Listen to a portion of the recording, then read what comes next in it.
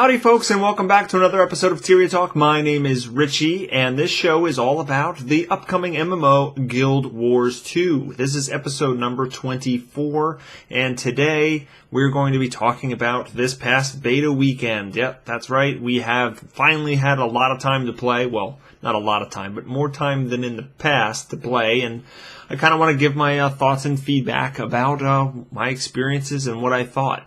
I know a lot of people have been asking me all week like, what did you think? What did you think? You know, and I've had a lot of footage to go through, and I've been putting out, a smattering of videos all this week. But now it's time to get to the Tyria Talk and just kind of go over my impressions. Now, before I get into that fully, I actually talked quite a bit this week on GuildCast at Gamebreaker TV. I mean, we had an almost 2-hour-long show where we recapped a lot of our favorite things from the beta weekend. So if you haven't checked that out yet, please do so. I will put a link in the description to that show.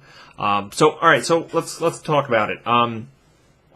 I've had some beta experience before this previous weekend, but certainly this was the lion's share of my exposure to the game. I thought it met my expectations very, very closely. I was very excited about it, and it delivered on many of those things. That said, I'm also kind of excited to actually have some critiques and some criticisms and things like that. I will say, that anything negative I have to say about it, it has to go with the caveat of this is still a beta. I mean, you hear this constantly now. Beta is beta.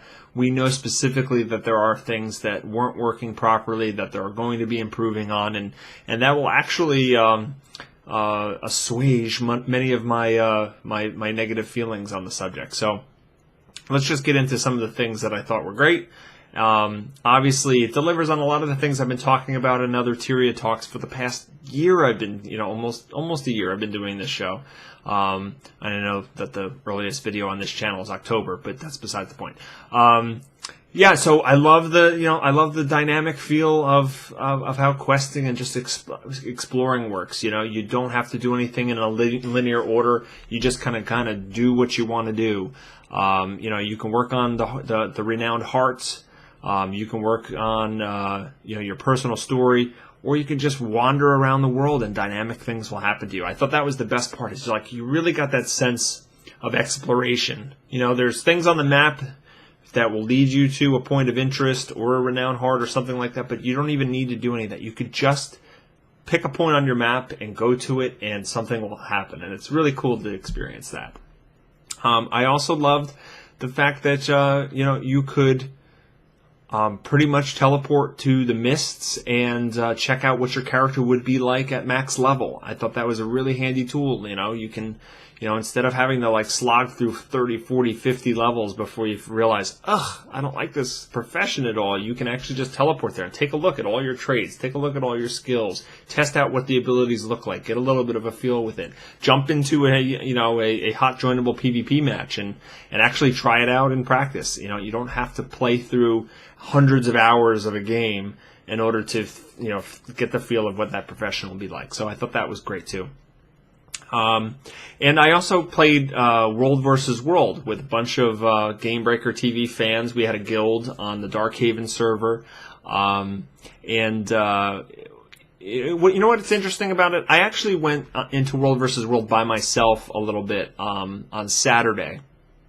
And I found that it would take me a while to get someplace, and then I would fall in with some people, a small band of people or whatever. But then I would die pretty easily because we only had a couple of us. As soon as we find an enemy, they usually had more number, and then it takes you way back to a waypoint, and it takes you a long time to get back into the action again. And I honestly wasn't having that much fun in World vs. World. And then Sunday night, Scott at Gamebreaker TV and Larry Everett and Elizabeth and we all jumped into a live stream on Gamebreaker, and we had about 50 to 60 people following, basically where we were going and what we were doing. And this was a whole different experience. We were able to get siege weapons built. We were able to take out enemy towers and enemy keeps. We got rained on by arrow carts on this very heavily defended garrison, and we just had to puzzle out how can we beat this, because it just kept slaughtering us. And we eventually worked together and got two different fronts attacking at the same time and split their attention, and we were able to get the gate down, and that was a ton of fun. We did that for several hours, and I really think World versus World, you need that kind of, coordination. Or you don't even need somebody that knows what they're doing, per se, at least at this point. You just need somebody directing a group of people, and I think that's where, the squad leaders will come in handy and stuff. But I could see a lot of potential for World versus World, for live stream hosts and stuff like that, to just, say, hey, come join my live stream. I'm going to be leading some World versus World on this server or whatever. And people are going to have a lot of fun with that. Let me just, I should have said this earlier, but let me just tell you a little bit what I played and what I did. I didn't have a ton of time to play. I probably logged about 15 hours or so. I know that's pretty decent, but I know that some people just went nuts. I got an Elementalist to level 10. I got a Necromancer to around level 8, and I got a Mesmer to around level 4. And I had fun with all three professions. I was kind of blown away by the Elementalist, to be honest. I mean, almost immediately, I was really drawn in by the powers that they had, and just really cool flashy effects. And Conjure Lightning Hammer, I thought, was one of the most fun skills that I'd seen in the game so far. Necromancer was a mixed bag. Some of the weapons I felt really were kind of fun. I hated the Necromancer staff. I really hated it. It was basically one spammable nuke and a whole bunch of AoE circles that you can put on the ground to inflict conditions on people. I could see certain uses for that in large crowds and whatnot, but in general, just going around doing dynamic events, it was not very, very engaging gameplay. So let me talk about some of the things that were impacting me, and maybe in a not so nice way.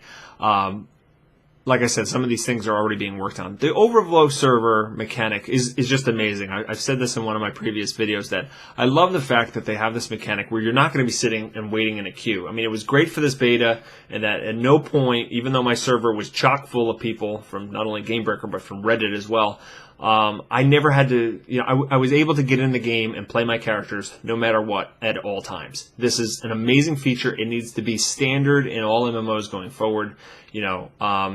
It doesn't matter. Would you rather be sitting there looking at the login screen, staring at a number countdown, waiting for your turn to play the game, or would you rather get in, even if it's on a slightly, different instance than your friends or other people? And the answer is always you're going to want to just get in there and play. But what was not working properly was if you had people in your group, you weren't necessarily able to get to the same overflow server. So what would happen is, you would zone into a town or something, and then you would try to zone back into an area where you wanted to do some, dynamic events or whatever, and you guys can get split up, and you could not be with each other. So that was a pain. There were some workarounds that weren't 100% effective, and I did find at some points I was not able to play with the people that I wanted to. So I think they're working on this. What they need to do is make it so that anybody that's in your physical party, they will always, you will always be with them when you actually zone into an area. The other thing I would love them to do, I'm not sure they're going to do this or not, but I think they need an element of the UI, which basically shows you where are you? Are you on your real server, or are you on an overflow server? And maybe even have names or numbers associated with the overflow. So am I in overflow 1, overflow 2, overflow 3? So you can actually know where you are. And because sometimes I didn't even know if I was on an overflow or not. Like, you click that button to say, okay, I'm on an overflow, but then you don't remember, did I ever get to the real server or not? And I would like some place that would indicate that. But also, maybe even give you a choice sometimes. If you are on an overflow, show the overflow servers that aren't full, so that I can switch between them. That would be another way to kind of help, get people that you want to play with together. So that's kind of like my thoughts on that. One pretty big thing, and I have trouble kind of explaining this a little bit, because I don't want to say, it's easy to interpret what I'm about to say differently than I mean it. But one thing I think that they need is a little bit more tutorials in place, just describing the base mechanics of the game. And I know a lot of MMO veterans are kind of excited about Guild Wars 2 because it doesn't handhold you as much as other games that we're used to. And I'm a fan of things not being too easy. I'm a fan of Guild Wars 2 being at an accelerated difficulty level than some other MMOs. So I definitely want that to remain in place. But there's certain things that just aren't explained anywhere. And it can be very confusing, especially to people who aren't following the game as closely. Like, I can speak from my personal experience. I have friends and family members who love MMOs, veteran MMO players, but they're not like me, scouring, the Guru forums and, watching all kinds of shows and YouTube videos about Guild Wars 2. They want to play the game, but they don't want to spend the time doing that, and that's fine. And they got their first little exposure to the game this weekend, and they were confused about some things. Like, if you don't know what the down state is, for example, your first time even hearing about it is when your character's downed, and suddenly these abilities pop up, and you're like, what is going on? Like, how do I get back up? It doesn't tell you, what triggers you getting back up. How did I just rally? Things like how do the waypoints work? Are these on a cooldown? Can I just use these anytime? What if I'm dead and I don't have? This actually came up. My dad asked me about this. He's like, I died and I don't have enough money to spend at the waypoint, so I'm kind of stuck. And the answer is you don't actually pay any money when you're dead, but it doesn't actually tell you that. It actually looks like you can actually teleport somewhere. So there's tons of these little tiny things that I think they could just have a tooltip pop up, or just some sort of, hey, they have some of these in the game already. Like, it'll say, hey, here's what's going on. I just think they need more of those. I don't want to dumb the game down. That's not what I'm trying to say at all. I don't want to make it too easy, and I don't want to be handheld. I like that there's an accelerated difficulty, but there just needs to be a little bit more, leading people and kind of explaining what the game is all about. There's all these great changes and innovations that ArenaNet has put into this game, but they're different than what people are used to. And if you don't have a way that kind of explains it, or shows people what you're trying to do with your game, you can actually wind up frustrating people right out of the gate, and that's going to turn people off. I mean, even things like getting to the mists, or like, how do you get to world versus world? Or there was nothing that actually leads you to those things. Sure, it's easy once you know how, but it's kind of buried in a couple, menus. You have to hit H to bring up your hero panel. You have to go down to the PvP tab, and then you have to click on this kind of oddly worded "Be in the Mists" and what is the mist and all that kind of stuff. So, again, I'll move on because I could talk about that for a long time, but I think there needs to be a little bit more explaining the base mechanics of the game to people that have not been following the game. So that was my big criticism, and I think that they still have time to improve that, and I think that that's feedback that they will probably take to heart. Let me see, I got some notes here. One thing they definitely need a trait template, or an ability to save your different builds. For example, you go to the mists, you're bumped up to level 80, and I want to build my character to, have this weapon set and this secondary weapon set, and I want my traits to focus on bleed effects or, pets or whatever your focus is. I want to be able to save that template and then change it around and just be able to swap between them very easily. I found that, I would go in there and they actually have a template that's a default for your spec. So, for example, I'd go there as my Elementalist, and they'd already have a setup for me as PvP. And I wanted to be able to try that out, but I also wanted to try my old stuff, but be able to go back to what they had recommended. I didn't want to lose that default setup, and there was no way to save different templates.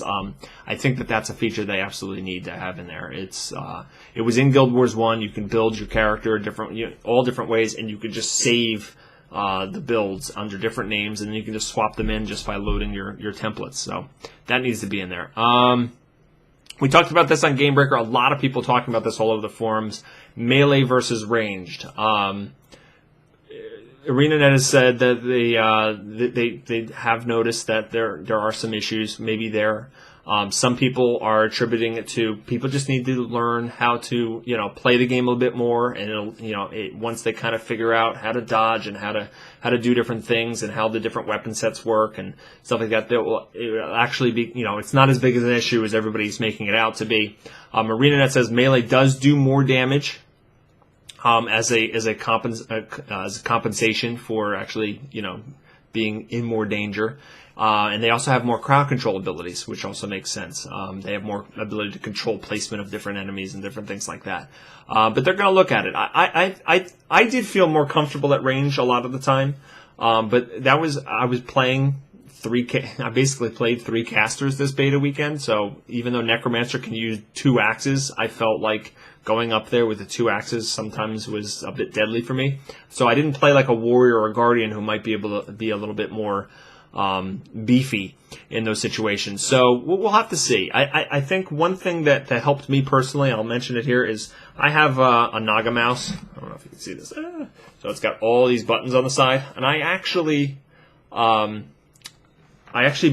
my strafe left and strafe right to 2 of the buttons on the side there. So I could actually circle opponents using just my right hand for total movement, and then my left hand was free to hit all my action buttons. And I could also double click those mouse. I could double hit those mouse buttons, and it would actually do the dodging left to right. So doing that, doing a tight circle around like a boss enemy or whatnot, while spamming my abilities, hitting my abilities and stuff, that actually worked a lot better than trying to crunch my finger up like this on the left hand to move, strafe, and like hit my buttons. So that might be a tip that might help for you. But in general, just something they have to look at. I think when they're scaling up these events, they need to put in some more mechanics besides just bumping up the boss's damage, because people are getting one-shotted by some of these things, and it wasn't that they weren't level appropriate, it was just that the things were doing so much damage. So, maybe adding more abilities or spawning more ads or, different mechanics put in to make the things more difficult when they're scaling up, and not necessarily just scale up damage alone. And I think they do that to a certain point. We just need to see more of it. Or maybe actually making the monsters, the big attacks that are really going to hurt you, telegraphing that a little bit better so that you can actually respond to it and see when they're about to do it. Because in the chaos with the spell effects and dozens of people around you, it's sometimes hard to kind of see when some of the monsters were going to do a big attack.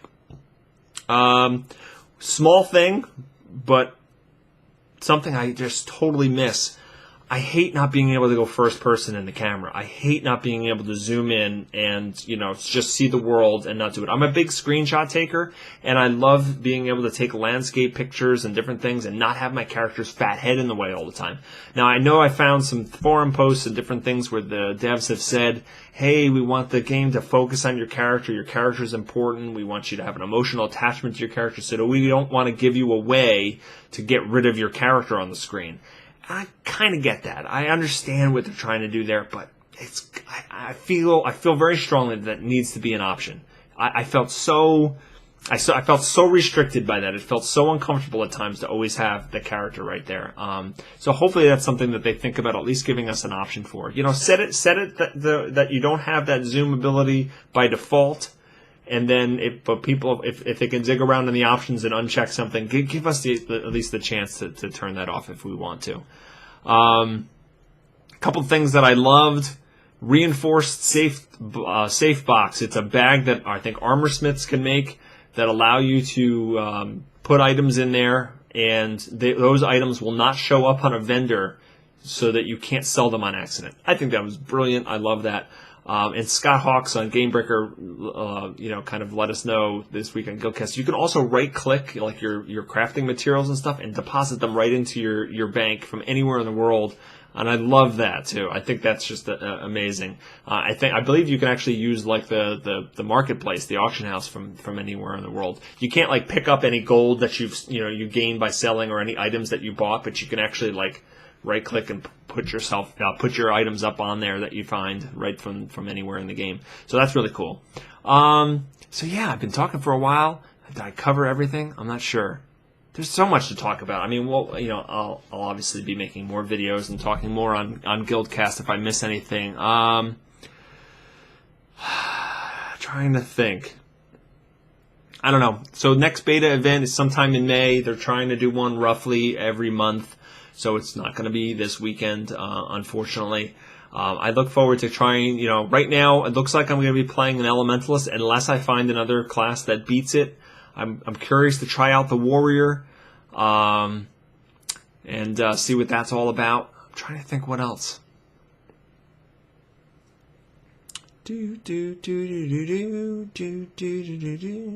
Yeah, it's the girl from Ipanema. That's like my thinking music.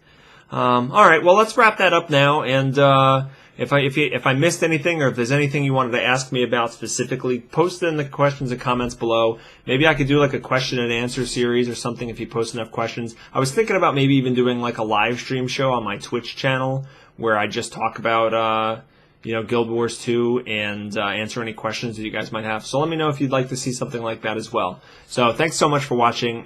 If you could you please give me a thumbs up on this, because that helps me grow my channel, and post this video anywhere that you see fit to share with your friends. Subscribe to my YouTube channel by clicking the little link, and you can subscribe so it'll show up on your YouTube feed, but you can also click the little button that will let you under the subscribe options, that'll let you be notified via email every time I release a video. So please consider doing that as well. You can also reach me on Google Plus and Facebook and Twitter if you want to contact me directly. And that's it. Thanks for watching, and I hope to see you guys soon. Take care. Howdy folks, and welcome back to another episode of Tyria Talk.